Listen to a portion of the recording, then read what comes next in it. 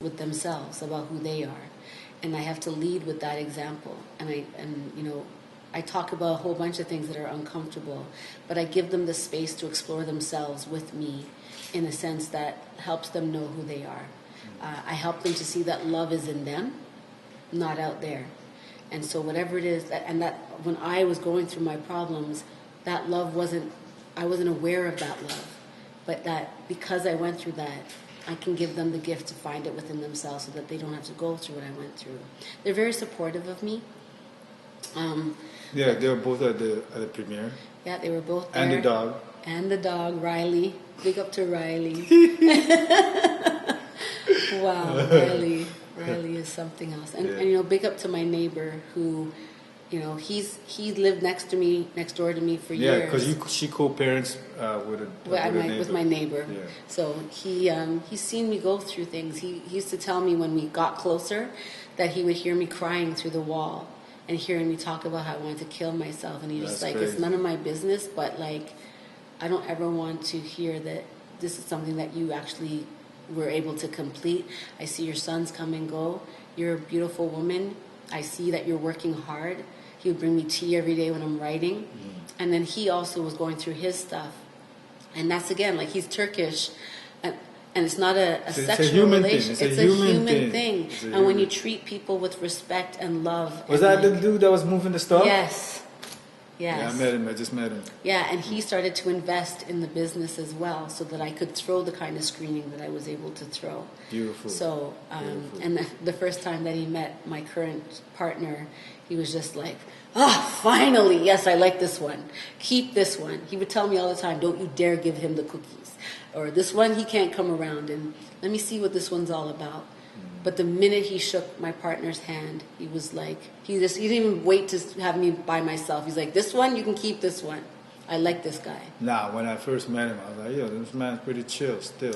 I feel like his vibe. He's like, that's really cool. It's exactly what my soul needed. His name suits him. Yeah, I don't know if that's his nickname or that's his real name. His name suits him. It's a part of his name. You know what I mean? Bro, your name suits me, brother. You know what I mean? So yeah, I feel blessed. No, I'm happy for you. Thank you. Right. Babes, you're right. You're right. Babes. Yes, Lynette. The first time she's seen the man, she's like, I don't know. Oh man, I love it. Yeah, she's perceptive. She's very perceptive. Yeah. I interviewed her once on my talk show. Yeah, for sure. Yeah, you guys got to check that out. Yeah. So now, from being a writer of books to being a director, what was that process like, and how did that come about? I used to dream about being a director. I used to dream like a camera lens. I used to dream like, where I'd be like, oh, the camera's going past you. But it was just like me dreaming in that way, where I'd understand that I'm looking down at something. I was just like, directing was something I whispered to myself that I wanted to do, but there was nobody around me that would ever affirm me in that way. So you don't see no examples of it. Not only did I not see examples of it, but like I was even writing. I wasn't really, encouraged within my creativity. So I never thought I was a creative person for most of my life. That reminds me of what your mom said when she said at the premiere. She's like, I didn't know. I wasn't too sure when she started writing. I wasn't too sure how this was going to turn out. But then she's like, I'm happy how it turned out. You know what I mean? She said I'm happy. She was a little apprehensive in the beginning. Very apprehensive because she knows what happened in my life. Yeah. She's scared that I'm gonna like reveal too much, but she's like, you told that story so tastefully. When I was telling her, I'm so proud of the whole work that was done for that. Like the end result looked great. You know what I mean? When I went to the premiere, I was just like, you just never know. Is it going to be a 2B level thing or is it going to be Netflix? I don't know what the scale is. Yeah. And I'm glad to say I was pleasantly surprised and everything looked proper, like up to par. Yeah. You know what I mean? Industry standard on everything. You know what I mean? I take a lot of pride in that, and I'm really grateful to like Casey, my production manager. Yeah, shout out to Casey. Yeah, and even Carlos, who wrote the grant with me to get that money to do. At the end of the day, it's my story. So yes, a grant writer is important. So that's part of the process I was just talking Yes. about. So you have to get yourself a grant writer when you realize you have to. Even before the grant writer, I had written with Sheldon Shaw from Potential Films. We had written like a brief idea of what a script would look like, because I've always wanted to make it into a movie, even before the books were anything. And I knew that I wanted it to be like a therapy group, and so we submitted that with the grant. But before we submitted it, we did what's called a proof of concept, where we did a ghetto version of what we thought the movie would look like. So the movie looking like that, and then with the script, and then the work that I had been doing over the past few years, they were like, wow, we want to give this the opportunity to see where So it can from the become. time you came out with the book and the time you got the green light to do the movie, how long was it? I applied for the grant at the end of 2021 or the beginning of 2022. And then I wrote the book, started writing the book in July, finished it in October, and I got word that I got the grant to do it in 2023.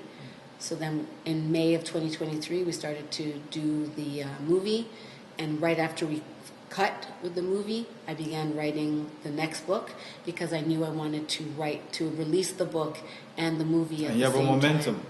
And I have the momentum, and I wanted it to be a series, so that if it's based off of my books, the more books I write, the more content that they have to make a series out of it. Exactly. And so my next book will have to now introduce, characters from the movie, so that I can continue to write what's going on and not just make it about Cali Church, but all of the characters that are in the movie. Do you like writing or directing better? Which one do you like better? I see it as the same. I'm also kind of like an editor, even though I don't physically know how to edit. But you see it in your mind. Yeah, so I write and direct and edit kind of simultaneously. No, that makes sense, because when we film, like me and my homie dating, when we film, like, that's what we're doing. We don't have to make too many edits on the editing board. Yeah. So we start editing as we're filming. You know what I mean? Like, okay, this is what we really want. Yeah, and then you just never know. And when you have the right DOP, shout out to movie maker Mitch, who was a part of this process of Thirsty as Fuck. He knew that I didn't have a lot of experience. This was my first movie, first time writing a screenplay, first time directing. It was you did it big. You stepped out. Listen, it's from watching all those TV shows and all those movies. It paid off. It paid off. It paid off. So that's why I don't get on my son too much for playing video games too much, because he's also an artist, and I'm like, you got to just translate that into creating My a world. youngest son is like that. He's Gadget. That should be his nickname, Gadget. Yeah, you should call him that. He's Gadget. I like that name. Yeah. But yeah, that's it's having a DOP that you can work with that understands your vision and what you're trying to communicate. Because everything is storytelling. Yes, I've written something, but the way you shoot something is also a story. The music you put to it is also a story. Yeah, the score was dope too. You guys did. Perfect. You know what? You guys did it big. I can't even front. You guys did it proper, yo. Yeah. You know what I mean? You got the laughs, you got the drama, you got everything in there. You guys did it. Thank you. I expect more right? episodes for now sure. the pressure is on. No. Not on you. It's No. them networks out there. Whoever it is, you guys are talking to. HBO Max. Let's go. Come on. You guys waste money on enough things, right? Crap. But I'm also very interested in documentary work, because that educated side of me, the way that I love my community, I have to investigate from that perspective as well. So my next adventure is something I call Can You Hear Me Now? Or Can You Hear Us Now?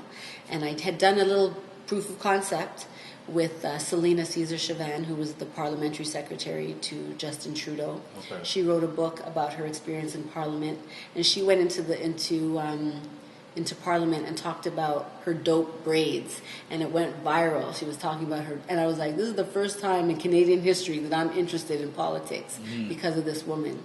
And so now I'm realizing that there are politicians, there's influencers, there's interesting people like yourself that need to be spoken to in a way that if no one's listening to you and you have the opportunity to be heard, what would you say? And so this idea that our community doesn't listen to one another because everybody wants to be heard, well, let me provide a space where people can be heard so that we can get to a place of action and fixing what's going on. Mm-hmm. That's the idea behind it. Well, that's the issue with this so-called black, quote-unquote black NGOs here. It's like everybody's running to do the same thing, running the same pot, trying to get the same money. Why don't you guys just sit now first? Everybody get under the same roof. Work together, get that money. Talk, and let's figure this out.